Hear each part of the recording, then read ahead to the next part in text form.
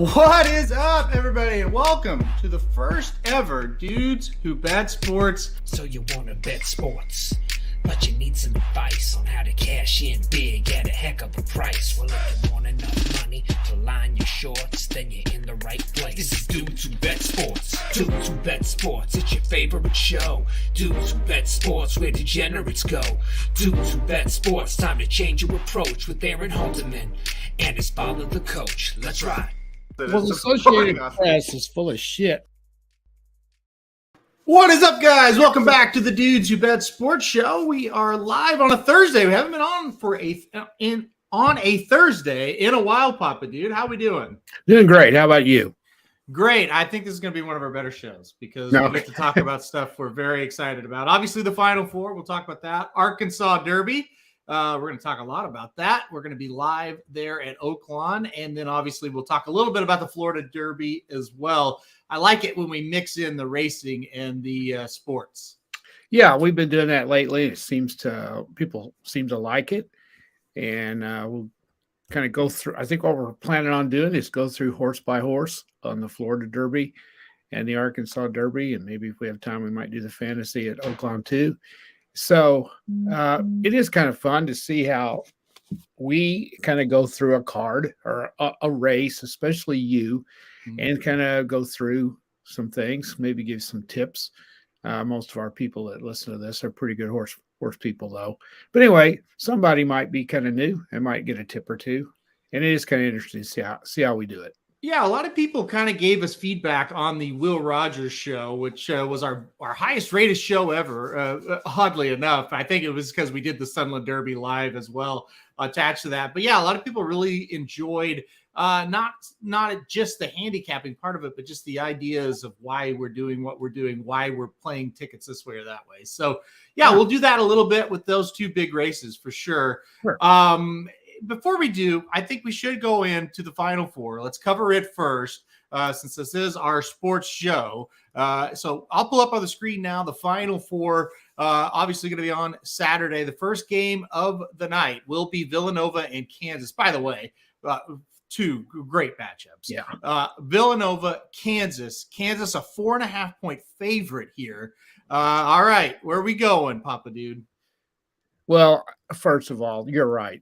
They couldn't have gotten a better 4-team card. So this is, as we said the other day, the seedings were just god awful. But look what happened. They ended up with an incredible Final Four. I looked it up for an article.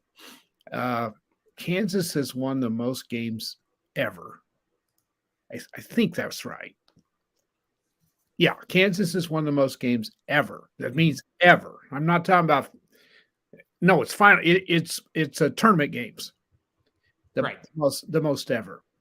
I think North Carolina's next. Then Duke. I think they're like second and third, or third and fourth, and then Villanova's tied for ninth. I mean, all four teams are in the top 10 in tournament wins. That's incredible to get them in this matchup. So if you like basketball, this is your dream. I mean, these games are just really, really good. And looking at Villanova and Kansas, there's not hardly anything to choose from, in my opinion. I think that line is too high. Yep. And I picked Villanova to win it all, so I'll have to stick with them. Kansas is playing remarkably well. And when I started diving into statistics, which I don't usually do, but kind of was looking at something that I could pick that might tip me off on somewhere to go on this game. It's really interesting. Did you realize that Kansas was as high a scoring team as they are? I did not realize it. I did not either. No, they're averaging almost 79 points a game, which I never would have guessed. Never would have guessed that. Yeah. These two teams are just identical in so many ways. Villanova relies on the three a lot more than Kansas does, which I knew they did, but not as much as the statistics show. I think they've shot or made about 55 to 60 more threes than Kansas, which I found that pretty interesting too. So Kansas is more of an inside type team. If it comes down to free throw shooting, this was the one difference that I found that could be a key in this. Villanova shoots 82% from the free throw line. That's the best in the country. And that is unbelievably good. Kansas is not bad. They're around 73%, which is for these kind of teams pretty average, to be honest. So I'm going to go with Villanova because I don't like that point spread. I think that's too many points. And I'm going to go with them. I picked them to win it all anyway, but I'm telling you, Kansas is playing super right now. This is going to be a hell of a game. Both of them are playing super. We have talked about Villanova for months now, and the story's the same every time we talk about them. They started off a little slow, they got a little better, and then late in the year, in the tournament, and now in the big tournament as well, they've just been awesome. And Kansas has too. You're right. They really caught fire. The Big 12 tournament, they played really, really well, and obviously really well after the second round. Creighton kind of gave them a scare. After that, Kansas looked good. The points make it easy for me. I have a harder time picking a winner. But for the points, if you're going to give me 4.5 points in Villanova, I'm taking them. Yeah. I just feel like I don't know if Villanova will go all the way and actually win the game, but I don't see how this is going to be more than a 4.5 point spread here. No, I think it's a down to the wire game. Again, it all comes down, and any game does, shooting. If Villanova can't hit that 3 ball, then we got it maybe where Kansas can spread it out. Yeah. It always comes down to shooting. Basketball's really simple. You got to make shots. Just ask Houston. Houston would be in this game if they could have hit a 3-point shot. But when you miss 19 out of 23s, you're not going to win against a good team. And they could not make a 3. And they were good looks. They weren't forcing threes. They just couldn't hit them. Mm-hmm. Got to make shots. Villanova's going to have to hit some threes, but they do most games. So it's a great matchup. Kevin here is saying go over the 133 points, over under. Let's see. That would be 67, 66, somewhere in that ballpark, 70 is. Yeah, that's not a bad pick. I'm thinking it's going to be right in that ballpark. Villanova doesn't play fast. Yeah. And they can slow this game down. I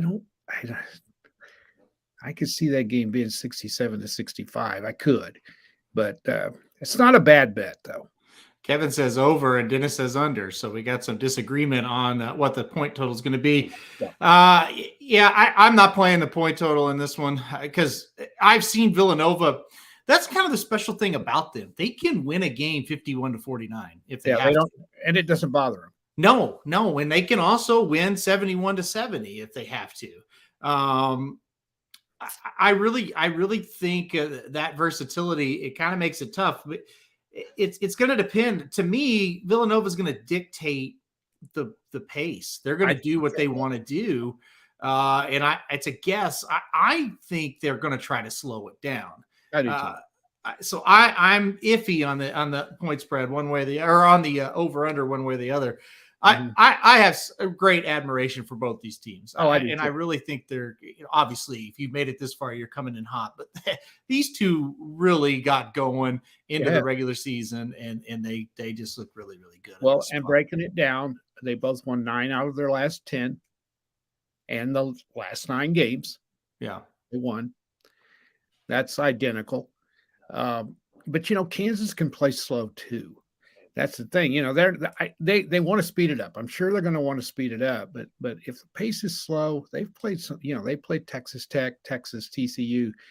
The Big 12 is fairly slow, and they've played in that. So that's not going to be anything. I looked at the coaches. Is there an advantage there? No. Yeah. There's no advantage. These guys have been in this situation so many times. Is there an advantage for either school as far as experience playing in these games? No, there's no advantage. These schools expect to be in this situation. They're not just hoping they get there. They expect it. Is New Orleans a factor for the crowd? No. I think Kansas will travel better. I mean, Kansas is notorious for traveling. Yeah. I think they'll have more fans, but will that be an advantage? No. Villanova beat Houston and San Antonio. It didn't bother them. Yeah. Nothing's going to bother either one of these teams. So you got no intangibles that you can pick from. It's just going to come down to man on man and see what happens. It's going to be a great game. Well, I think you said it best. It's going to come down to who makes the shots. It really is. It's kind of like in a football game when two teams are evenly matched. It's going to come back. The winner is probably going to turn the ball over less times. Yeah. Right. Yeah. And whoever makes the shots here are going to win. Before we go on to our second game, if you're watching Gulfstream Park live, kind of a good and a bad thing. I had a 12-1 morning line horse on top. He wins. He comes out of the gate at 6-1 and he crosses the wire at 7-2. So that's the only bad thing. So 12-1 morning line. I knew we wouldn't get. Horse gets bet down to about 6-1. I was like, okay, that's great. Yeah. Comes out of the gate at 6-1. They're turning towards the backside and he drops to 7-2. So what are you going to do? But yeah. Isabella's Dream, the one horse at Gulfstream Park, top pick winner for the site there. So I was listening to you and watching that one, gate to wire, for that runner. As Julian Leparoux, if he gets on the lead on the turf, he is tough to pass. All right, let's move on. North Carolina and Duke. That's the second game of the night. Duke a 4-point favorite in here, despite the fact North Carolina disposed of Duke rather easily the last time they matched up. Will Duke get revenge in this game? Well, I think most of us would agree these two teams are the direct opposite of the last two we just talked to. They score. They get up and down the floor. Yes. And they score. So this one is the one you want to go over the over. I would think. I've seen a lot of sites today, kind of just getting an idea what people are thinking. A lot of people are going over on this point spread. I don't have it in front of me. Maybe somebody can tell us that's in the chat. But I think it was somewhere around 155 or somewhere in that ballpark. And I could see this being an 82-79 type of game. Mm-hmm. Again, breaking it down, when you look at stats, there's not much to go on here.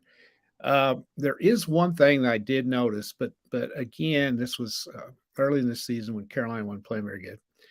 When I looked up how they did against tournament teams in the regular season, teams that made the tournament in the regular season, Duke played 10 games. Mm-hmm. And they went 6-4. North Carolina played 11 games against tournament teams, and they went 4-7.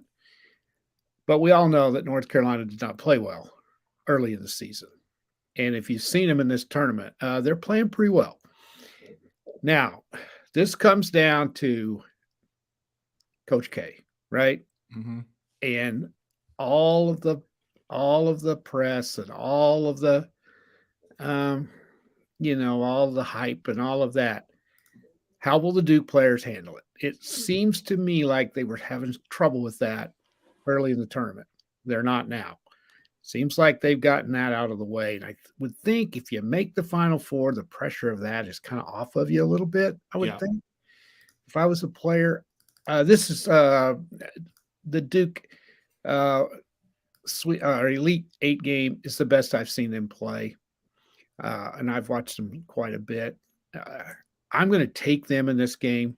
I think they get revenge over North Carolina. I think Duke's playing as good as anybody right now. But I always caution people, when you're putting the ball in the hole and you're scoring in the 80s, that's pretty basketball. And don't overlook ugly basketball like Villanova does. So they do look the best. Wouldn't you agree? Them in Kansas, maybe. I guess you got to throw Carolina in too. But I thought Duke looked really, really good past the second round. Like the Sweet 16 and the Elite 8 game, I thought, yeah, they look good. You know, I did not think they looked good the first two games. But yes, I do. But my deal is this. Who's really played better than North Carolina in this? Oh, nobody.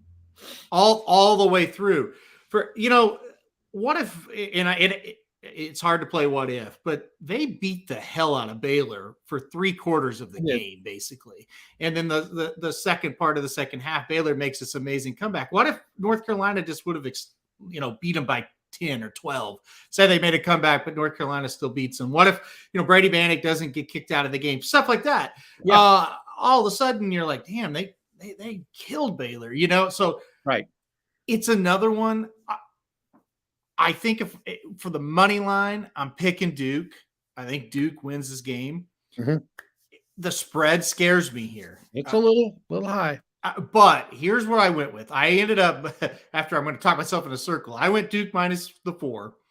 Because my thought was, with the high scoring games, you tend to see, late in the game that lead might extend, So it might be close for a long time, and then in the end they win, 83-75. But really, it was like a 2-3 point game the whole time, but a higher scoring game, a little bit bigger point spread to me. So yeah. I went Duke minus the 4. It could. I'm not confident in that one. I'm more confident in Villanova. Yeah. Well, let's look at their path to get here too. Let's see what each team kind of had to do. Duke had to get past Michigan State in the second round. That's a tough win. Mm-hmm. Michigan State's going to play you tough. Then they dismantled Texas Tech, right? And that, stomped them. Yep. And then in a game that I thought would be much closer than it was, they beat Arkansas. Yep. And I have high regard for Arkansas. And I thought that game would be tough. And they pulled away from them. Okay, so then you look at North Carolina. They beat a good Marquette team, which, by the way, I picked Marquette in that game. I did. Yeah. Then they beat Baylor. And then I believe they had UCLA. Yep. Right? That's a good ball club. Yep. And then this is not going to make people happy, but I would rather play St. Peter's than anybody else in the Elite Eight. Absolutely. Yeah. Yeah. They've not had it quite as tough to get there as Duke. Yeah. They got a break by having to play St. Peter's in that.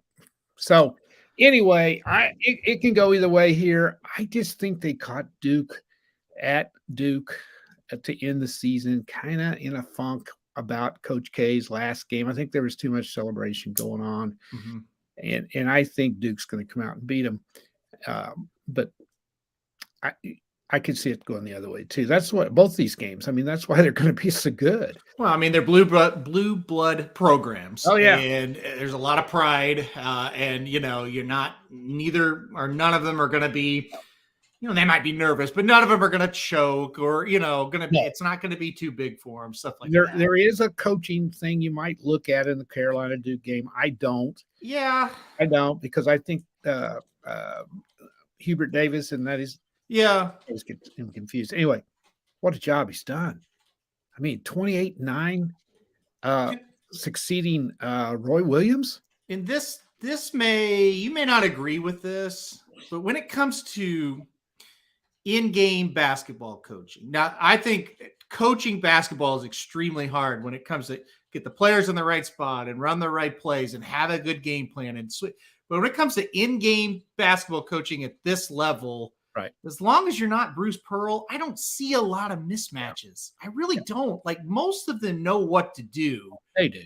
Once they get into the game, right? And he's a basketball guy. You know, he's been around. So I didn't even look at that, to be honest. Yeah. I really didn't. Because you can make the adjustments, you could call the perfect plays, you can set up out of bounds plays, you can do all kinds of stuff. You still got to make a basket. And I don't see this as a mismatch. I didn't mean that at all. He just hasn't been in this situation, but he's been part of the Carolina program that has been in this situation as a coach and a player. Yeah. This is not unusual for him. He knows what to do to get a team ready for this. Yeah. I don't think it'll be much of a factor. I think we're both kind of in agreement there. All right, let's get to a few comments, and then we'll get to the Arkansas Derby and the Florida Derby. Ashley was watching a golf stream with me there and was able to cash in on that. But yeah, I'm sure you noticed as well there, Ashley. 6-1 down to 7-2. And no, that was not my bet. My bet was in well before, because I have a show to do. And so I had that already in. Dennis is liking Duke here. He's taken first half -2, and then Duke -4 for the full game as well. So Dennis is on Duke. The over/under, you asked about it. It is at 151, and it opened at 152. Again, I could see it going either way. It is a rivalry game, grudge match, so to speak, if you want to call it that. Maybe it's ugly for a while. It shouldn't be, but I don't know. I don't really like over-unders in basketball. Never have. I don't either. And again, that would be 75-75 to get to 150. Yeah. A lot of points in a Final Four game with a lot of pressure. Yeah. And college basketball has been pretty low scoring. Except for these two teams, though. They can really score. So they can, and they shoot the ball really well. So yeah. Yeah. Let's see here. Kevin says Duke wins by 10+. He thinks Duke defends the 3 exceptionally well, and that's what UNC excels at. UNC had the easiest path, like you talked about. In Kevin's opinion, had a weakest 9 seed, then a depleted Baylor team, a UCLA win, which he says is good, and then St. Peter's. I think we can all agree, while we love what happened with St. Peter's, we all agree that's the team we would want to play out of the last 8. Not even close. Not even close. Yeah. Dennis says first time they played, Duke won by 20. UNC came back with revenge, won by 13. Why are they making Duke the favorite? Because they're going to steamroll UNC. So you mentioned a little bit earlier, Dennis, it feels a lot like the Georgia Alabama, where Alabama beat them pretty badly in the SEC championship. Georgia comes back and beat them in the national championship. It does seem similar. Yeah, it does. Mm-hmm. I really believe, to a man, Duke thinks they're better than North Carolina. I don't think you're going to have to convince them that they think they're better. Yeah. So this is a factor too. Jason took the under in both games. It's tough getting used to the shooting in those stadiums. That's true. I agree. I remember OU, the 2 times we were at the Final Four when I've been alive anyway. They shot like shit both games, and they were good shooting teams. Buddy Hield was terrible in the game, and then way back when Hollis Price couldn't make a shot. Both great 3-point shooters. So, and these big old huge stadiums you and I have been. Yeah, it's weird. And it's the weirdest seating. I hated it, didn't you? I absolutely hate. Yeah. Oh, you made it to the Sweet 16, and they played in St. Louis at the Edward Jones Dome. I don't know what it's called now. I don't think they hardly even use it now, but it's where the Rams used to play when they were in St. Louis. And we thought we had pretty good seats, and we were in the end zone. We weren't very far up, but the end zone was like 100 miles from the floor. And it's just a weird place to have these things. But of course they have them because you can get 50, 60, 70,000 people in there. You can't see. Right. But anyway, you're in the arena, and that's about it. Yeah, exactly. We were I want to say like 20 rows off the floor, and you needed binoculars, it seemed like. So yeah, I hated it. Kevin says, with the OU background, are you rooting for Manick or against him for leaving? Never liked him because he sucked at OU. He really did. He's not the guy I saw play at Oklahoma. I mean, he could shoot it. Wasn't on great teams. I'll give him that. Yeah. This guy is rebounding and defending, and all these teams in the Big 12 would do is get a mismatch with him, and they'd have to take him out because he couldn't guard anybody and he couldn't rebound. So doesn't matter to me one way or the other. Same way, I'm apathetic about him because he really didn't do all that much at Oklahoma for me to love him or hate him. I mean, he would get hot and make shots, and he's still doing that now, but he didn't do anything else. I'm not rooting against him. Absolutely not. But it's halfway through the season. This is the truth. Where I realized he wasn't playing. Yeah. Well, and he was at North Carolina. He was that. He was a not. He was a factor when he was hitting a 3, and that was it. That was it. He was like Peja Stojakovic, if I'm pulling like a name from a long time ago, not that long, but long enough for the NBA. It's like when he's making the 3, he's great. When he's not, he's a liability. He's changed his game. He looks great now. All right, Catherine Page. She's getting let's not piss her off. Let's get going. Getting a little impatient. And Catherine, I am too. She said, somebody tell me when they start talking about the Arkansas Derby. Guess I'll what? tell you what, let's piss her off even more and let's do the Florida Derby first. No. We're not going to do that. Oh, you mean we're doing the highlight first? Okay. Oh, no. We're doing the Arkansas Derby. It's near and dear to our hearts. Of course, we will be there Saturday, and we can't wait. Monday, we were at Will Rogers Downs, and now Saturday at Oaklawn Park. Similar tracks, right, Papa Dude? Oh, what a letdown this is going to be. Let's talk about that just a second. Okay. First of all, it's the coldest 70 degrees I've ever been in my life. It was freezing cold at 70 I degrees. was freezing. I didn't warm up till midnight after we got home, and it was 70 degrees. Yeah. And that wind was blowing 100 miles an hour. Now, I don't know what kind of tracks some of you guys go to, and I don't want to knock Will Rogers because it is what it is. But there were 2 out of the 9 races where the PA system did not work. Right, Aaron? Correct. And so here's why this is important. People will, who cares? There's a video screen. No, there are no video screens. So if you don't hear the PA, you don't even really know they're running. And that's what happened to us twice. They were on the turn. And I was like, well, shit, they left the gate. I didn't even know that they broke. So yeah, one of them was the second race. Yeah. And we're sitting here, and Aaron goes, oh my God. And they were almost to the turn for home. Yeah. Before anybody even knew the race was going on, because you cannot see them over on the backstretch. And it was unbelievable. And then another time, I've never seen this before, a horse, they were in the post parade, and the horse just stopped. Mm-hmm. Didn't want to go any farther. So they got to messing with it, and the horse got pissed, and he bucked. Yep. And he went completely over flat on his back, and it went thud. And both of us said, well, there's one we don't have to worry about in the race. That horse will be scratched. Yep. No one even came and looked at the horse. The horse popped right up. There's somebody gave that jockey a leg up, and nobody even looked at it. Where are we? Yeah, he's got back on the horse, and the horse ran. Now, I was told when they got to the gate, they looked at the horse. Okay. So what it was, and I guess maybe this is a small track thing, there were the vet's at the gate. There's only one. So that's what happened there. Okay. So they did check him out, but it was kind of a weird optic to see that and be like, what? I thought we were going to see a death at the track when horse bucked, and the lady, the handler, was right underneath him. And that was scary. Miraculously, the horse did not hit her in the head. He could have killed her, I think, if he wanted to. So yeah, if that was scary. And I saw on Twitter the daughter of the lady that had the horse and almost got stepped on. She was like, I was worried sick, because I guess the track feed caught it because the horse was the winner of the race. Yeah, it was going to the winner's circle. So they were, the camera's on it. Man, that was scary. But yeah, the horse just kind of jumped right over. I mean, they're pretty amazing how they can avoid stuff like that. So yeah, it was. But anyway, yeah. Then the highlight, obviously, Cage Bear won the 9th race after we talked about that horse. So and he is a horse. He is a horse. Yes, he is. So this is going to be a little different at Oaklawn. I believe a little bit better quality of horse. We're going to be talking about here.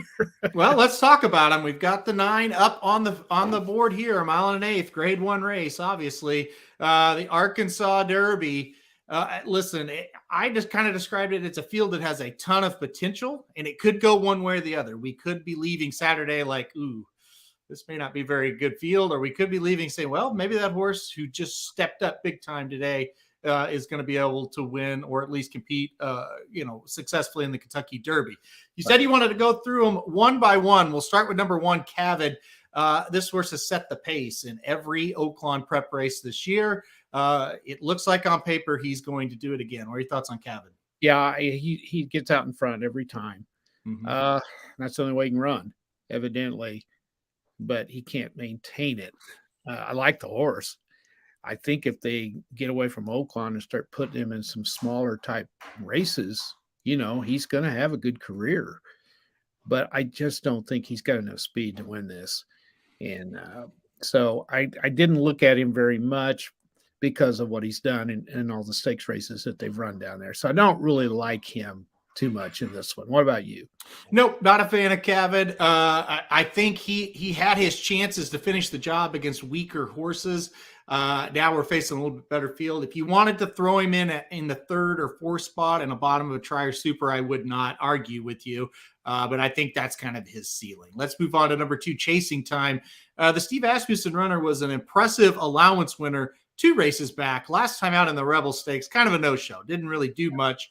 Asmussen's been hot. What do you think about Chasing Time? Well, I remember what I was watching the day he ran that allowance, and he looked like he was getting ready to blossom, and then they put him in the Rebel, and he finished 5th. As you said, the owners. He's going to take some money, you think, right? Mm-hmm. No question. Yeah. He might improve under Asmussen. I have a hard time betting on a horse that didn't run very well in the Rebel, and I thought the Rebel was a very weak field. So that kind of eliminates him for me. Same for me. I'm not a big fan of the Rebel, and this horse was not even in the top 4 in the Rebel, so he will just have to really improve. I know his 5,000 owners for my racehorse will be backing this horse and probably don't want to hear me say that. He's got to go out and prove it this time. The Rebel was not good for him. Number 3, Barber Road. All this horse has done is hit the board in almost all of the Kentucky Derby prep races at Oaklawn Park this year. Mm-hmm. What do you think about Barber Road? I could have sworn I saw where that horse scratched. I guess I didn't see it. No. Fake news. Fake news? Okay. Yes. I thought I saw that on Twitter. I really did. That would be a horse you got to throw in, I think, if you're playing exotics, if you're playing trifectas and that sort of thing. The horse has got a chance, no doubt. I could see this one coming in there and upsetting a lot of us that are rooting for one particular horse. Mm-hmm. This one's scary, I think. Dennis agrees with you. He says Barber Road has to be the play at this moment at 8-1. I'm going to totally disagree with both of you guys. I don't like that horse at all to win. Underneath, obviously, all he does to win, to upset. I don't want any part of Barber Road in the spot. All right, number 4 is Doppelganger, Tim Yakteen. That's right, Tim Yakteen trading this horse instead of Bob Baffert. Doppelganger, one of those horses that was transferred away from Bob and now in the barn of Tim Yakteen so they can earn Derby points here. Doppelganger has been beaten pretty badly twice at Santa Anita against Stakes Company, comes to Oaklawn for a little bit easier spot. What were your thoughts on him? Well, I'm kind of like you. He hasn't really done anything in races where he runs, mm-hmm. right? So I don't think this is one of Baffert's, I'm still going to call it Baffert's, better horses. I hadn't shown much. He's 3-1, I think, because it's a Baffert horse more than anything else. I mean, I would probably have to play him in exotics, but I'm not picking him. Yeah, I don't like this horse that well either. The horse is an odd one for Baffert because he doesn't have any early speed. Usually his horses like to get out to the front and kind of run you into the ground or at least be up within range. This horse has no early speed. I think definitely getting a little bit weaker field in this one, but yeah, kind of an underneath horse for me. I did not put this horse, or I will not put this horse in my multi-race wagers, but tries, supers. I think Doppelganger does make a lot of sense. All right, let's talk about the Rebel winner, number 5, Un Ojo, upset Rebel winner, huge price came in here. What do you think? Can this New York bred do it again on Saturday? I don't think we can dismiss him. I don't. I mean, I thought he was impressive coming up the rail like he did. Showed a lot of kick down the stretch. So can't totally dismiss him. I just don't think he's going to win it. I'll be disappointed if he does. So you got to consider him if you're playing exotics. I don't think he can win.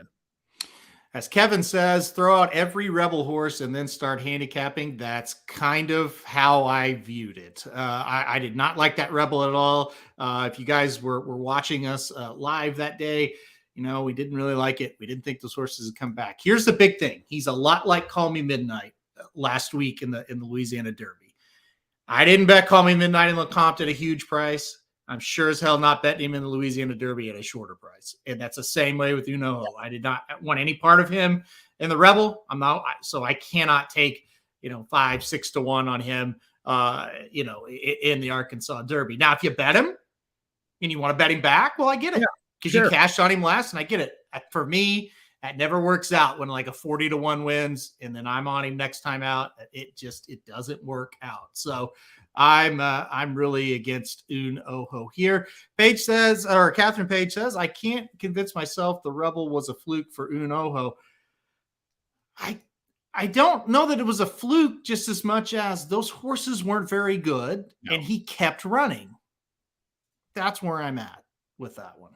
So I think Call Me Midnight beating Epicenter and Lecomte, that's a fluke. That's a total fluke. This one, it's weird that he won, and he's a huge price, but it's just more of they just weren't very good. When Newgrange didn't show up, somebody had to win, and he was able to do it. All right, let's talk about next the filly. Number 6, Secret Oath for Dwayne Lucas. She has dominated her class and her division, I should say. Now we're taking on the boys. Now we're stepping up in competition. All right, what do you think of your girl, Secret Oath? Well, she won't be 5 to 2. I'm going to guarantee you she's not going to be 5 to 2. If you can get 4 to 5, I'll be surprised. I really want to. You don't think she'll go down that low, but I do. Because the field is not very strong. And everybody at Oaklawn wants her to win. Mm-hmm. I think she's going to get a lot of money on track betting. Well, on track, and she's a filly. So they always get bet too. And Lucas said he's already got half the crowd rooting for her because she's a filly. So he's going to get all the I heard him say he's going to have all the women on his side. He's just going to get a few of us men.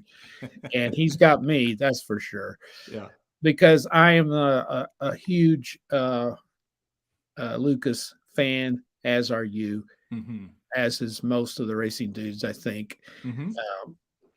We know there's going to come a day when Dwayne's not going to be at the track. Yeah. And that's going to be a major hole to fill.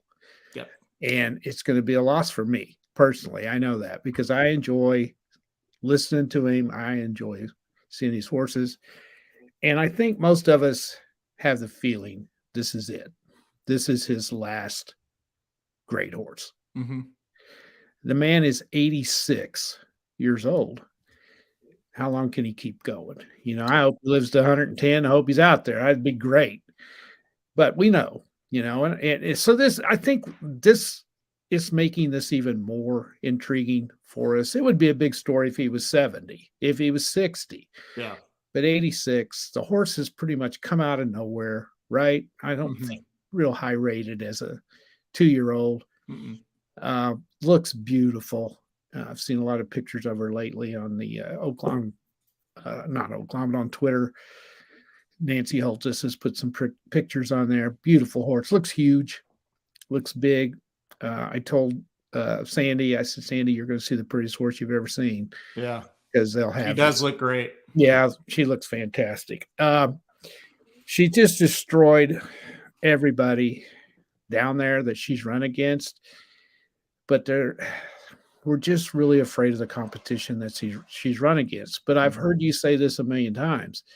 When you slaughter them, that means you're pretty good. And this horse has not had any sweat winning the 3 races that's been in down there. I think she's better than anybody in this field. I really do. I'm not going to sit here and say that I'm a total expert on horse racing because I'm not.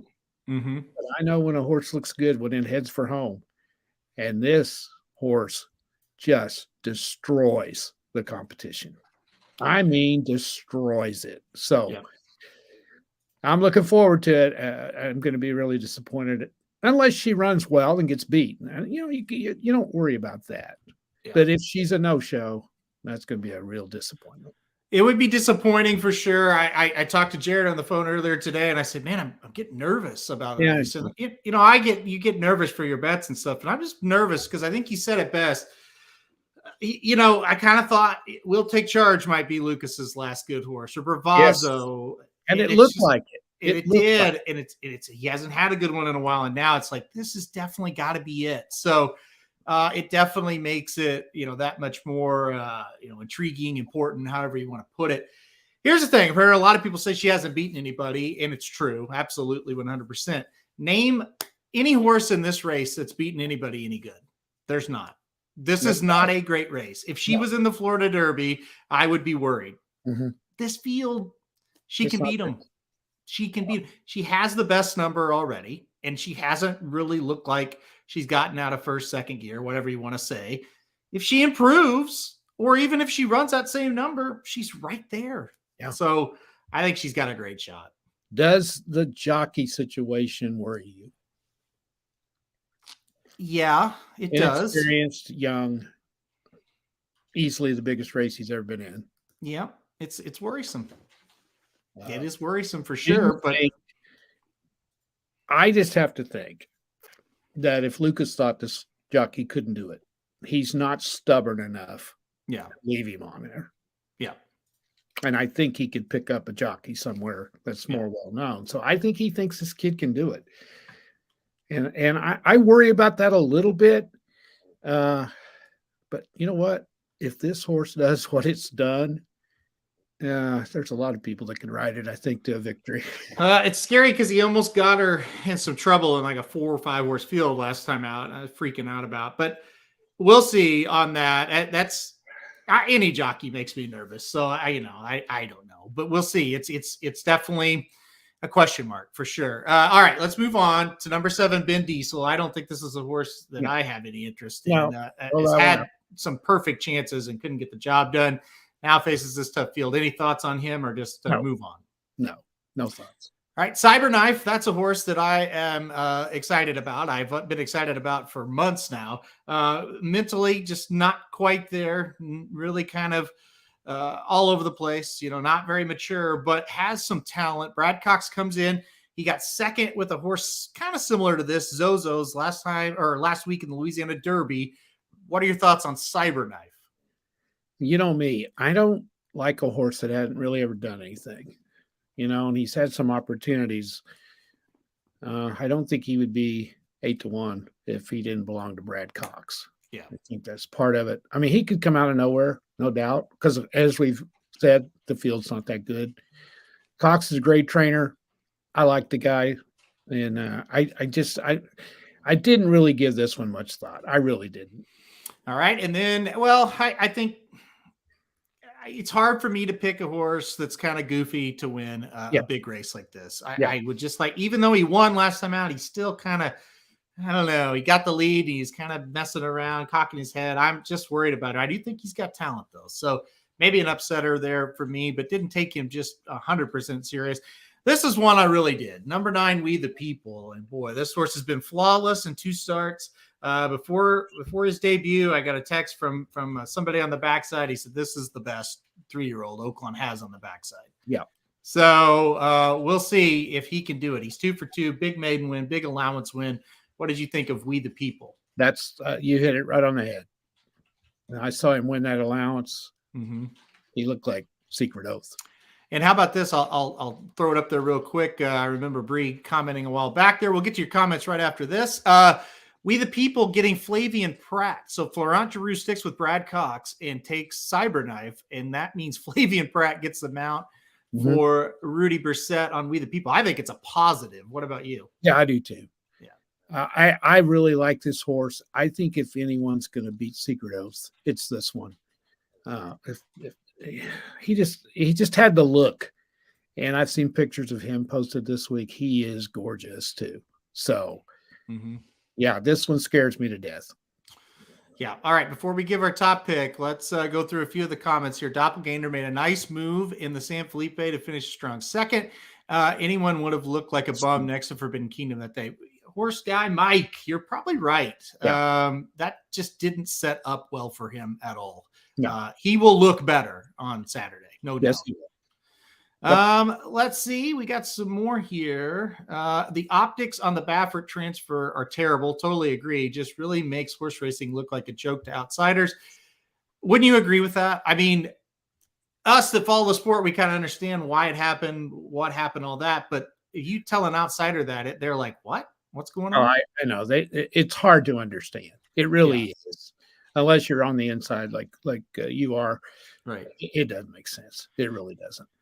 I mean, we Sean, know what's going on. This is nuts. You know? Yeah. Well, yeah. Everybody knows Baffert's still training that horse. Yeah. Yes. Vashawn Welch says if Cyberknife wins, Epicenter is going to be almost 3-1 at Derby Day, probably so. Let's see. We got any more? Talk about this. Oh, does the lack of Arrogate's success as a sire worry you? For me, no, would be my answer. I don't take that into account. What about you? Know, I heard Lucas say the other day. Now I don't know whether he was telling the truth or not. That Baffert told him that Arrogate was the best horse he ever had. Yeah, no, that's definitely true. I've heard that before. Yes. So no, doesn't worry me at all. No, I'm not worried about it either. He really didn't get a chance to do much because he passed away. A lot of times a sire might get out to a slow start and then get hot late. So no, it doesn't worry me. And this, if it was a situation where we hadn't really seen this horse and what she could do on the track already, yes, then you might say, I don't know, that Arrogate, he didn't do much, but I mean, we've seen she can run. So after that, I don't really take it into account much here. Horse Guy Mike also saying Pratt greater than anybody. And that could be very right.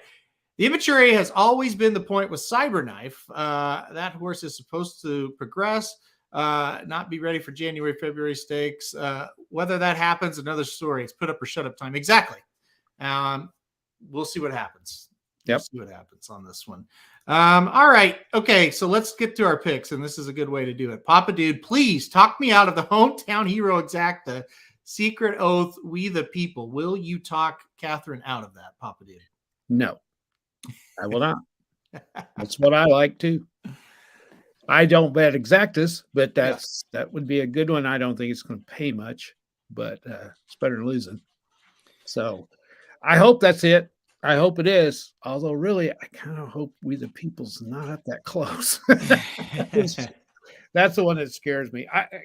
In this race, I'm not objective at all because I'm rooting for Dwayne, and I don't give a shit about anybody else. And that's just the truth. I won't bet this one because I just don't. I just won't. I just want to enjoy it, and that's what I'll do. Unless that horse is 7-2 or something like that, then I might. But yeah. I'm a fan. I'm a fan, and I'm going to enjoy this. Vashawn Welch says, We the People going to win this one by 4 lengths. This horse is bred to get better with every race. That's the worry. I picked Secret Oath to win the race. I'm definitely scared of We the People. I think it's a 2-horse race. I think it's Secret Oath or We the People. I think we turn for home and we see We the People take over. We've seen Secret Oath making that move, and it's just going to be who gets to the wire first from there.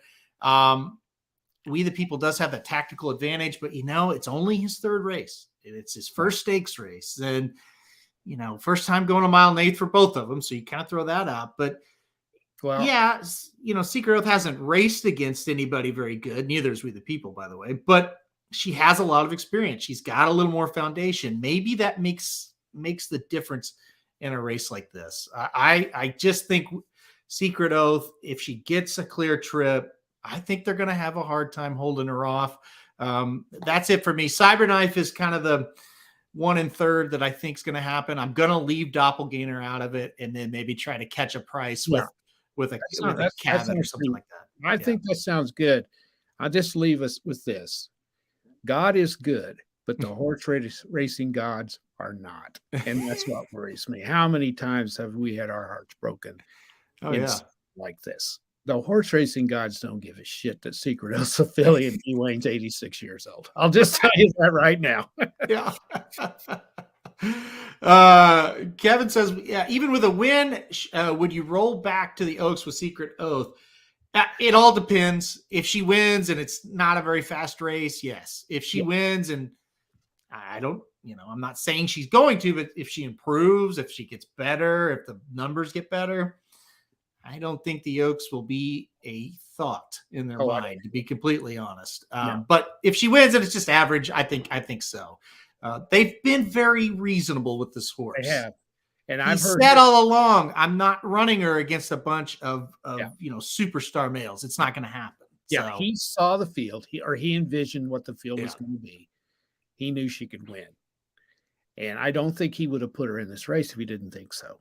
mhm. Like you said, if the Florida Derby field was in this, I'm not sure she would be in it. And the thing is with it, this is a race where he's got the Oaks already cinched. Yeah. It's a perfect situation to run her. Yeah. There's no reason to run her in a fantasy. There's no reason. If the owners say go for it and you got a chance to win, why wouldn't you put her in $1,250,000 race? Mhm. I mean, you got to run her. And like you said, if she's impressive and she wins fairly easy, I'll bet all $50 I'll have in my pocket by that time on Saturday. Yeah. He'll be in the Derby. Yeah. I just don't think they can resist unless the owners say no.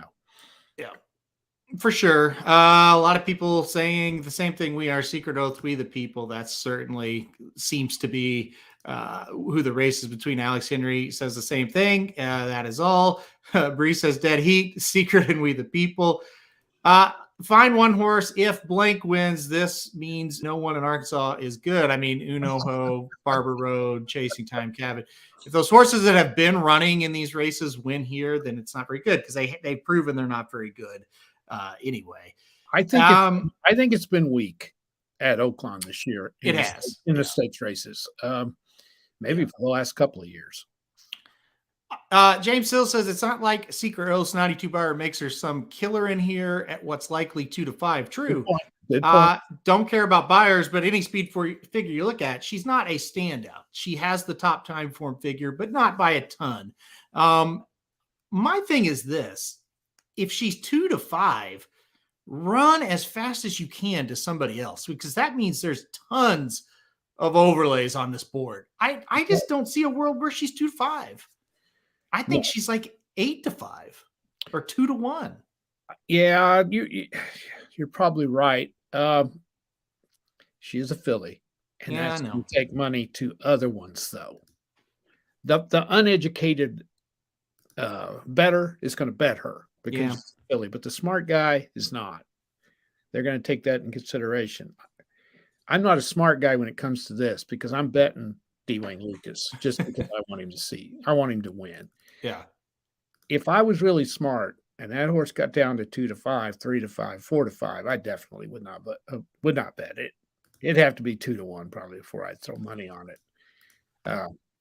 But I'm not going for that. I'm going because I'm a fan. I think at the end of the day, I'll probably end up betting we the people if this prediction is how everybody seems to think that she's going to be bet so low. She should be about where her morning line is. That's where it's at. Right? I think so. Yeah. That's about where she should be. That 5 to 2 makes sense. That's about, I mean, you don't want to bet this horse because like James says, and he's right, she's not a huge standout here from a numbers point of view. So if she gets down to 6 to 5, even money, that's not really something you want to bet. She's not going to be 5 to 2. Yeah. Okay. Well, my dream is dead. What are the weight differences? Bree asked. Secret Oath does get a weight allowance, so she'll carry 117 pounds. That's the lightest of the field. That's a factor. Yep. Yeah, that'll be a factor for sure. It's going to be a great race. Cannot wait to see this one. See her.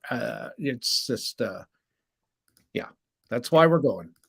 Yeah, absolutely. It's gonna be a lot of fun. All right, let's move on now to the Florida Derby. A field of 11 comes in for this one. You said you want to talk about all of them. I don't know. Do you really want to talk about all these? Because this seems pretty top heavy to me. I agree. And there's so many. I just want to kind of mention one of the first books I ever read about horse racing. And it was how to make betting a race as simple as you could make it. Mm-hmm. Is you look at the odds, and when you see a 50 to 1, scratch it out. Just scratch it out. Yeah. Because what are the odds of it winning? Not good. So don't waste your time on it. There's a reason why that damn horse is 50 to 1. So we got a field of 11 here, and I see about 5 that I don't even look at. Yeah. Not seriously. Yeah. I'll glance at them. If there's something that comes out like number 9, there was a little bit in there for me on number 9 at 20-1. Did finish third in the Fountain of Youth, which was decent. So might look at that. Okay. Good point, JL. That's what I said. I said the odds of a 50-1 winning is 50-1. Yeah. Well, it's really like 250-1 when you get right down to it. So, Yeah. I mean, anybody that says they go and they make money betting 50-1s is a liar. They might once out of 50 days. Exactly. They lose a hell of a lot of money Yeah. before you hit that 50-1. Yeah. So there's like a bunch of 30-1s on here. So when you do that, then you get into the meat of it. So this is not my track. I don't know much about it. I've heard of 3 of these horses. Well, 4 of them. Sounds like I'm going to do the heavy lifting on this. You're going to do I'm going to give you my picks. You're going to tell me what's wrong. Okay. I did. What was the race we watched? Was it the Risen Star or the Fountain of Youth we watched? Fountain of Youth. Fountain of Youth. Okay. Yeah. Mm-hmm.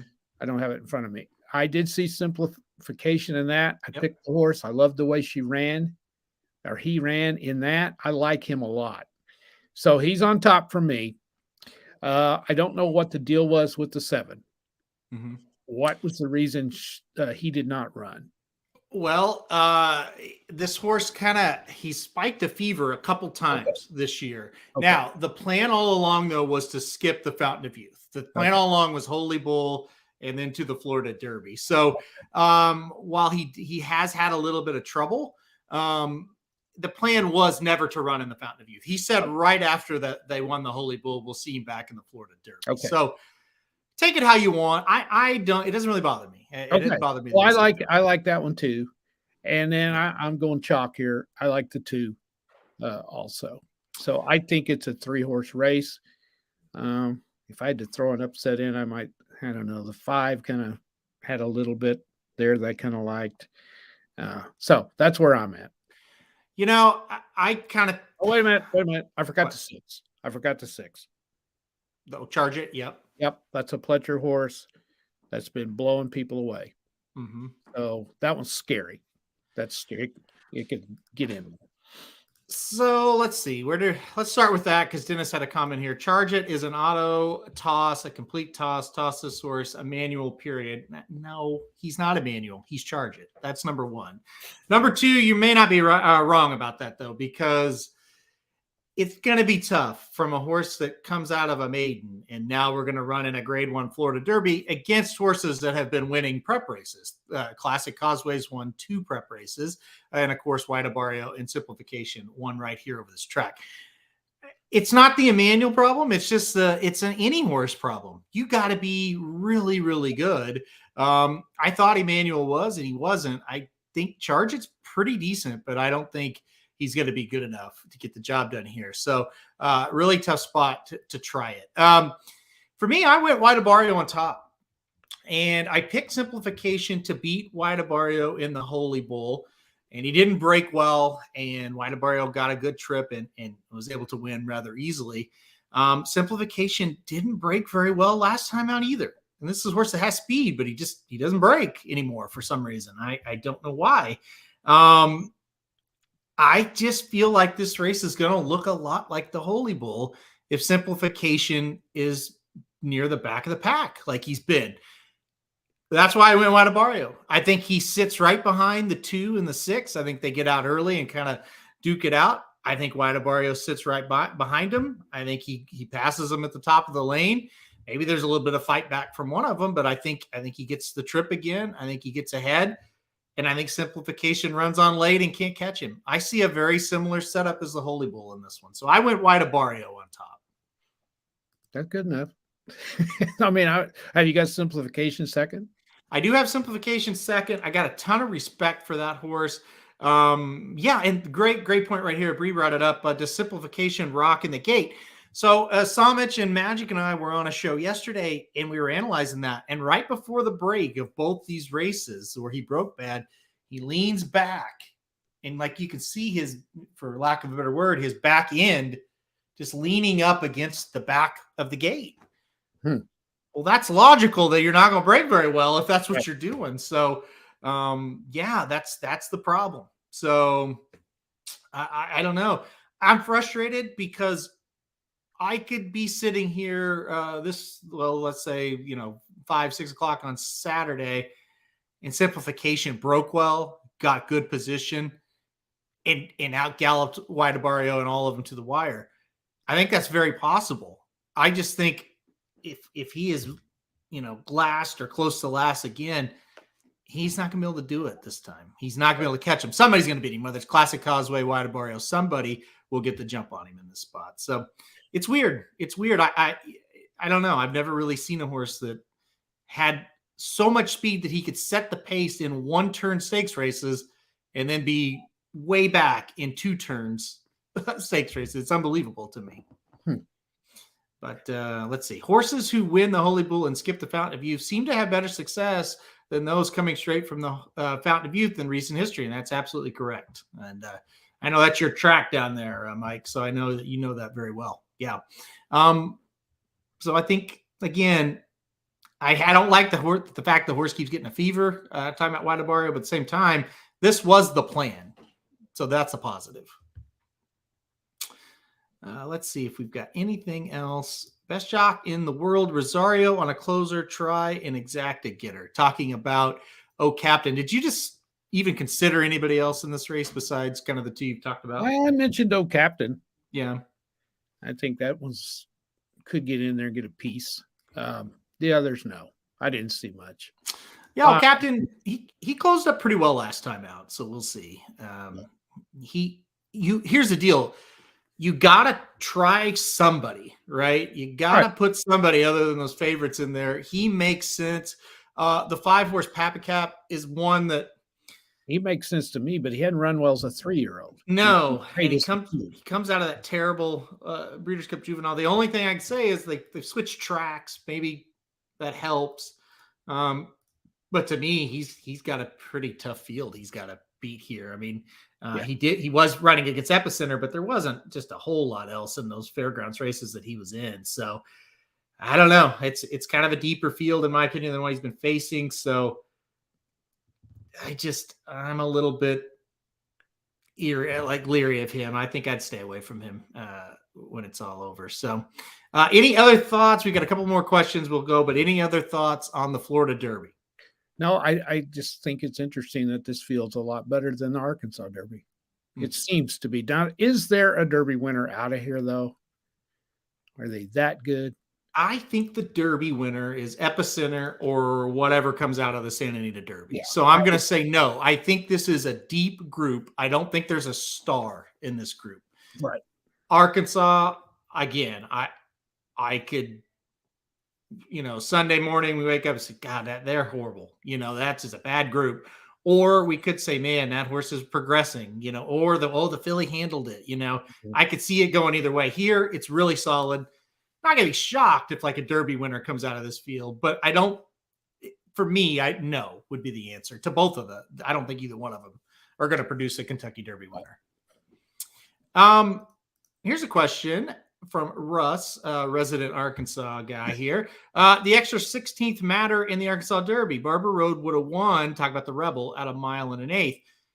My answer is yes. Barber Road will probably, be able to beat horses like Uno Ho again, but at 1 1/8, not again, but this time. But I just think there's going to be better horses in this race. We the People, Secret Oath, even maybe a Cyberknife.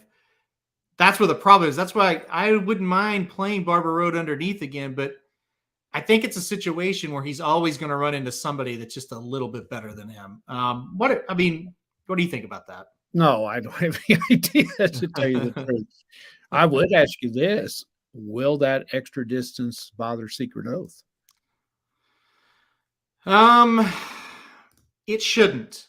It doesn't look like the way that horse has galloped out after the wins. She has a fantastic distance pedigree.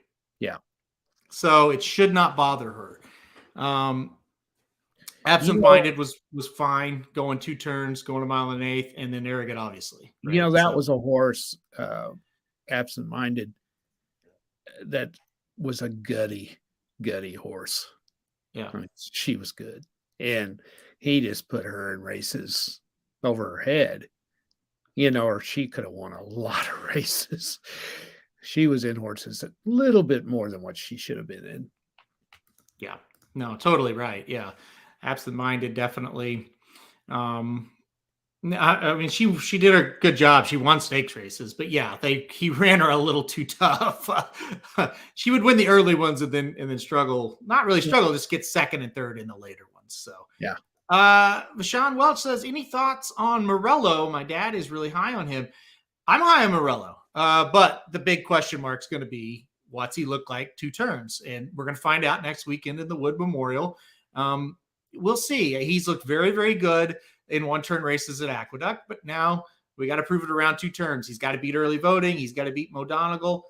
If he does, even more high. He's kind of like I've got him in like 8th, 9th, 10th range with a big star. It says wait and see, because we just don't know, and we're getting late in the game here, but you just don't know until they go around 2 turns. So, but yeah, I think he has a ton of talent, Sean. So I think your dad is onto something. He's pretty talented. So.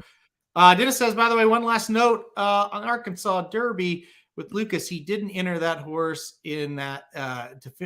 He didn't enter the horse who finished second in the Rebel. I can answer that one. Go ahead.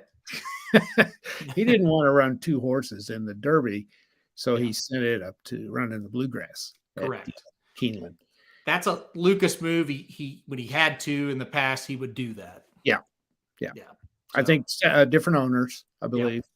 Yep. So he's trying to satisfy both clients, and it's also a pretty good sign that he thinks Secret Oath's better than the male.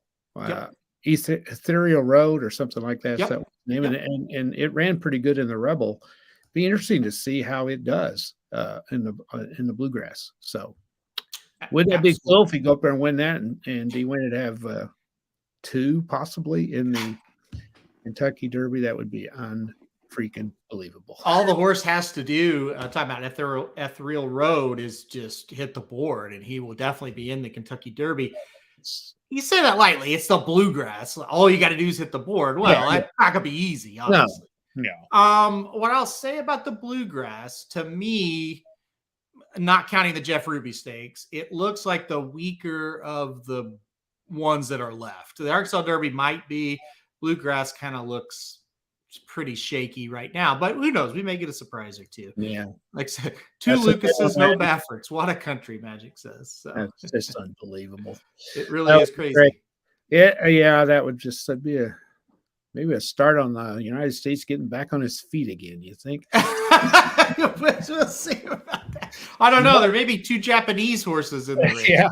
Morals maybe coming back to this country, maybe. I don't know, but and then Japan comes over and beats us. That would be but I just that would be fantastic if that happened, and it would be an interesting thing. Let's say that horse wins the Bluegrass, and Secret Oath wins the Arkansas Derby. Does he put them both in the Kentucky Derby, or would he try to win the Oaks and would that not be a double play for D-Wayne to go out on? I could see him strutting around on that one. I don't think he would need his cane if that happened that day. Do you? No.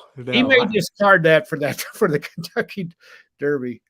We've really got into the dream world though when we're talking about this. But, here's how somebody told me one time: you can tell if D-Wayne thinks he's going to win a big race. He'll have a suit on. If he just has jeans on, he doesn't think he's going to win. So that's what I'm looking for on Saturday. Is he going to be decked out in his winning clothes? Yep, that's an old adage there. See what the owner and the trainer, the owner's always usually dressed up. See what the trainer's dressed like. Yep. If it's a guy that just wears, jeans and flannel shirts to the races, and he's got a suit on that day, maybe he's ready. Picture time. I will quickly answer Isaac's question here for just a second. How we go horse racing, which we had talked about a little bit before. Isaac, it was strictly people telling me how fun it was to go to Oaklawn, and I didn't know a thing in the world about horse racing at all. I was like typical horse racing people, or people about horse racing. All I'd done is watch Kentucky Derby, the Preakness, and the Belmont. Didn't know anything else existed. And I went and I enjoyed it, had a great time, thought it was fun, kind of got delving into it and saw how interesting it really is and how challenging it is and how these horses go all over the country. I didn't know that. Mm-hmm. I didn't know anything about it. And then talked to Aaron, or made Aaron go with me one time, and he fell in love with it. And that's pretty much the story. Yeah. And that's just kind of what happened. It really is. It's as simple as that. Yeah, it is. It is totally simple as that. Aaron didn't want to go. Thought it'd be boring. He got into it and he took it to the next level, which is great. The two horses for me that I would pick just off the top of my head, and I've enjoyed a bunch of them, and Aaron's more than me, is Curlin, who got the whole thing going for me and Aaron, I think. Outstanding horse, beautiful horse. That's what he's the one that got me hooked into it, to where I was very interested in watching not only the Kentucky Derby, the Preakness, and the Belmont, but everything else he ran in. And then that's when I started realizing, hey, there's some big races after the Triple Crown that mean an awful lot of stuff. So he's the key. And my all-time favorite horse is Zenyatta, and it's not even close. So those are the two for me. Yeah, I guess he said it. That's how we got into it. Back in 2007, I went to the Arkansas Derby with him, and the rest is history, they say. As far as the horse question, it would almost be wrong. I mean, there's been other horses, American Pharoah and Arrogant, and go on down the line that you loved, and maybe not even loved, you just loved to watch run, but it would kind of just be dumb to not say that Curlin and Zenyatta are the two most influential ones. Curlin got me into the game. Zenyatta got Jared into the game. We created Racing Dudes. Here we all are. So Zenyatta is the horse on our logo. It's not exactly, but what we bottled the horse on the logo after was Zenyatta. And like I said, she really, Jared was excited, and then Zenyatta came, and it's like, oh, this is the greatest sport ever. And she was fascinating. And then obviously Curlin getting us into it. Yeah. And like Magic said, Zenyatta and Curlin got me a job, and it's 100% true. And Magic, he got himself this job too. You bet. The thing with Zenyatta, just a personality, the personality of the horse. And she just captured so many people's hearts when you saw her. And another one, and again, it not on this kind of level. Oh, Dennis, you're so full of shit. Anyway, Dennis said Rachel was better than Zenyatta. Okay, Dennis, let me tell you a little something. No, we can't start this. Okay. Rachel might have been in her prime, but Rachel didn't run very long, Dennis. So she's not as good as Zenyatta. But anyway, I loved Whitmore. Yeah. I loved to watch Whitmore. I loved to watch him run. I loved his style. Yeah. And again, and then the one that you and I both love now, not a superstar, but his name's a superstar, Rated R Superstar. I always watch when Rated R Superstar is going to run, because he's just kind of fun. So that's the special thing about racing to me. Obviously, the Zenyatas, the Curlins. Listen, we saw Rachel. She was unbelievable. I mean, I loved watching her run. They're superstars, right? But then there's horses, and look, maybe some of you will have to look these up, like Jonesboro, right? Oh, what a fun horse! Absent-minded, the dam of Secret Oath. Remember that horse Randy Morse had, Kate's Main Man? Kate's Main Man, Palanca City. That little filly. Semaphore Man. Yeah. Great. Miss Macy Sue. I mean, you just go on down the list. How about Alternation? You got Alternation. You guys followed that horse everywhere. Alternation, Caleb's Posse. Yeah, absolutely. That's what makes it cool. Maybe a couple big horses. Maybe it was for Kevin, it's Catholic Boy and the Travers. That got him addicted to the game. But then Kevin, you probably followed. It's like, no, I like this one. I like this one. And maybe the main world doesn't know who these horses are, but you do, and you love them, and you love to follow them. Exactly. And you learn all about them. You learn their personalities. You learn what they like to do and what they don't like to do, and that's what makes it awesome, right? Yep. I'm trying to for Jared, oddly enough, Stellar Tap, the horse that we were at Saratoga when Stellar Tap broke the maiden and gave Asmussen more wins than anybody in the history of the sport. Well, he's just always we did a seminar before, and he gave out Stellar Tap to the crowd, and he won, and he was like 4, 5, 6 to 1. Jared will always be connected to Stellar Tap. He's been awful since that. He doesn't care. He loves Stellar Tap. I mean, that's what it's all about. Yeah. Kevin says the Catholic Boy Travers was his first live race, wagered too much money on him, got me into the game. Not my favorite horse, just the one getting me into the game. Yeah. Well, it's curling for you. For sure. There's no question about it. And I'll never forget that day. Yeah. Because I didn't know hardly anything either. And I'll never forget the guy we were standing by that day. And because he was behind over on the back stretch, and neither one of us knew very much then. And we had bet some money on him, and for us, a lot of money. And he was dogging it, looked like, and the guy goes, "Don't worry about it. The race is just about to begin." And he took off and sucked him under, and that was quite a thrill. It really was. It is really funny how little I knew, right? Watching that race, and he was only like 3 lengths behind. Yeah. And I was like, shit, we've lost this one, like, because I didn't know anything. That's the other thing. You got to realize I knew nothing. We did not grow up around horses. We didn't grow up around horse racing. So yeah, when I went in 2007, I knew nothing. And that's the story I always tell them. It's like, I was having a great time. I watched all these horses, and then I watched that one. And it's like, even though I knew nothing, I knew he was special. Yeah. It's like, wow, like that. He's unbelievable, this horse. So yeah. And then you fell in love with Oaklawn. Well, yeah. And all of the characters and then you build on from there. And this guy we were talking to had an Ohio State sweatshirt on. I'll never forget that. Yep. And he was from Ohio, and he comes to Oaklawn every spring and just stays. Yeah. I used to see him every now and then. I haven't seen him in a long time. No, he may not be with us anymore. I don't know. JL says COVID got me into horse racing. Thanks, COVID. JL, that's a lot of people. A lot of people. Wasn't anything else to do. Yeah, exactly. Seattle Slew. Yeah, that was a good one. That's a good one. Of course, I wasn't alive when that happened, and you weren't interested in it probably, but you don't know. You may remember.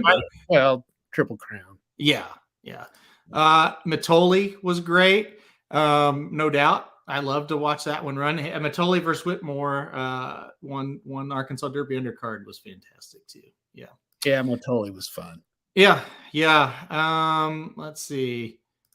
It's actually my favorite thing. Friends new to the game, panicking when a horse is not on the lead at the first turn reminds me of me in the beginning. 100%. Yep. Absolutely. I have family, Heather's family that goes to Saratoga with us every year. And, they love to go to Saratoga, but they're not horse people. And that same way, that horse will break out and who they bet's a couple lengths behind. They're like, he's not going to run today. Yeah. Don't worry about it. It's a 1.1 miles on the turf. We're going to be fine here. Well, the thing about Zenyatta that made her so special was you thought she was going to lose every race because she was so bad. They're so long in those races. Yeah. And that's what made her so excited. There's Clayton. Clayton, I thought you would mention your greatest handicapping of all time. Mandara. I can't believe you didn't put that on there, Clayton. So yeah, Clayton, Summer Bird. Yeah, Clayton picked Summer Bird to win the Belmont Stakes. So that was fun. It was a good horse. He was a very good horse. Yes. Yeah. Very good. I'll never forget. Go ahead. Well, as I say, Magic said Songbird, and that she was great. In Magic, I saw Magic get to meet Songbird, and that was love at first sight. There's no doubt about it. But anyway, go ahead. Heck, I forgot what I was going to say now. There was another fourth ad comment. I can't remember. I lost my train of thought. Another horse you were thinking of? Yeah, that I really liked. And I don't remember. So anyway, but there's been so many of them over the years that you fall for. Just like down at, this is not the one I was going to think of, but at Will Rogers on Monday, the 10-year-old Rockport Cat. Yeah, that was cool. Definitely. 10-year-old just running its ass off down there. Yeah, it looked real good. Yeah. Some of them Welder. just How about you talk about Will Rogers? What about Welder? Welder's another one of those. And that was a horse that won over $1 million, and they didn't even buy it. It Yeah. was just a throw, and they bought like 15 horses, and there was this little skinny gray horse over there in the corner. And whoever bought him said, "Hey, would you throw that one in too?" And they said, "Shit, yes, take that damn thing." And he won $1 million.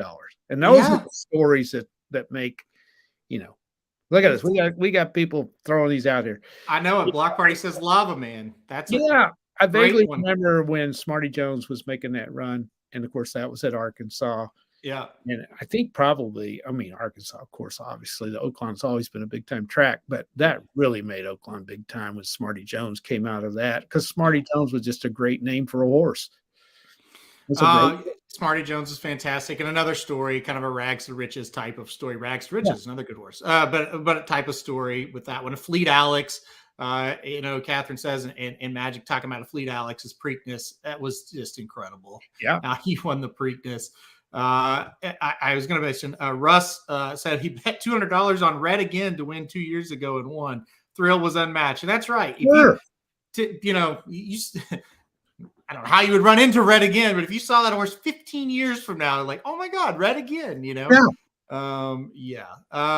Dennis, I tell you what did it for mine with gambling and handicapping. Yeah. Potomac River won at 37-1, 12-1, and second at 26-1. Win a grade 3 at 45-1, and another at 14. Yeah, that horse would just jump up and run big sometimes. Yeah. I picked him because when he won at 37-1, English Channel couldn't close at Indiana Grand, and he did, and ran third closed last to finish in the stretch 13 horse field. That was exciting. Yeah, that's definitely true.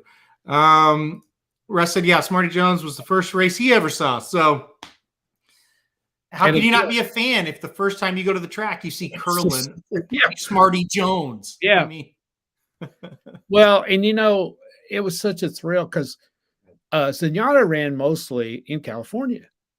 And at that time racing dudes weren't big enough to fly out to California to see the horse. Yeah. And the connections loved Oaklawn so much. And then Oaklawn had enough pull. Of course, that was supposed to be a match race between her and Rachel Alexander. Yeah. And Rachel knew Zenyatta had beat the shit out of it, so she decided not to run. But anyway, so I've always thought that. Anyway, just to have the opportunity to be close enough to a track where you can go see that horse. Yeah. It's one. I've been so fortunate to go to so many things, sporting events of major consequence. That's one of the top 10. There's no question about it. Just seeing that horse, and it wasn't the race. It was easy for her to win the race. It was just seeing the horse. Yeah, Apple Blossom the second time, Zenyatta. That was incredible. That was unbelievable. That was literally like a rock star coming to Oaklawn. So. Oh, they treated it just like that, and they do such a good job with that anyway. So yeah, Russ says you'll never forget Red Again. Won 5 times at that meeting. And that's like it's very similar to when Clayton, handicapped Bandera won at like 12-1 that day, and then the horse just kept winning. So the single best handicapping I've ever seen is when he got that horse. I don't know whether he was lucky or not. You got to know old Clayton. The guy, he's just deadpan. You never know what he's thinking. Kind of dangerous when you don't know what a guy's thinking. But anyway, he's just sitting there and he comes back. He don't tell you he bets. He just disappears. But yeah, who'd you bet? I took that 6 horse there. Just hadn't done a damn thing. Yeah, I took a flyer. I don't know. It's got a feeling. I can't remember why he picked it. But anyway, smoked him. Yeah. Winning 5 or 6 in a row. Well, and he won that day by the length of the stretch. He just galloped right away from him. Yeah. Block Price says the race that could have changed my life, the Pacific Classic at Del Mar, Twirling Canning versus Acclamation. I still hate Rosario for handwriting the entire stretch. Again, we're just talking about, we can sit here all day and talk about stories from the track like that. And that's what makes it awesome. That's why I fell in love with it harder than, I love sports, obviously, but it's just like, and the thing is, you'll be around people down there this weekend. You're just going to sit around and talk stories. I mean, that's what you do. Yep, for sure, for sure. And yes, there's another example. Mm-hmm. The horse racing guys are so evil. Smarty should have won that Belmont. didn't just barely got nosed out. Yeah. Dennis says his first Derby winner that he picked was Smarty Jones. And when he lost the Belmont, I cried and cried and cried. I mean, I was 6 years old. Oh, well. So, Isaac, are you hard of hearing? We just we just answered that. Dennis, don't feel bad. Heather was, I don't know how old she was. She was in her 20s when Zenyatta lost. Oh, well, I was in my 80s and I cried. So. No, you weren't in your 80s. All right. The most sickening I've ever felt. Yeah. We could go on for hours. We got to get up. You have to handicap the full Florida Derby card and give me your picks. And then I've got to finish up this guide. So we got a lot of work to do. So, all right, stick around. Magic Mike coming up in about 35 minutes. And it's not going to be as good as this show, I promise you. But it'll be close maybe. So, all right, guys, have a great weekend. We will see you back here on Monday. We'll recap everything we talked about today. And I guess we'll just stay live all the way up right until the national championship starts, maybe. I don't know. We'll see on timing there. But anyway, have a good time, everybody, this weekend. It's going to be a great weekend for us, and I hope it is for you as well. All right, we'll see you Monday. This has been a presentation of RacingDudes.com, your destination for all things horse racing and sports betting. Whether you want free winners, expert insider picks, up-to-the-minute trackside weather reports, or podcasts and videos for bettors of all skill levels. Never make another wager without visiting the Racing Dudes. First,